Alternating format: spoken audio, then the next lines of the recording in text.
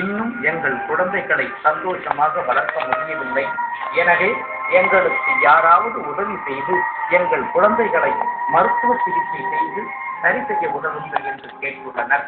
இல்லை என்றால் பெற்றோர்களாலேயே செய்ய முடியாத ஒரு முடிவை அவர்கள் எடுத்து என் பெரிய பிள்ளை பெரியசாமியை யாராவது தத்தெடுத்து வளர்த்து அவன் வாழ்நாளில் சந்தோஷமாக உதவி செய்யுங்கள் என்று கேட்டுள்ளனர்.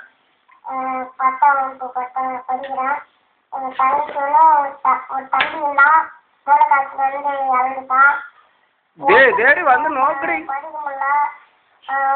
பயிர்கிட்ட ஒரு ஆளுங்களா தூக்கிட்டு போக முடியல, படிக்க முடியல, எதுவும் பண்ண முடியல.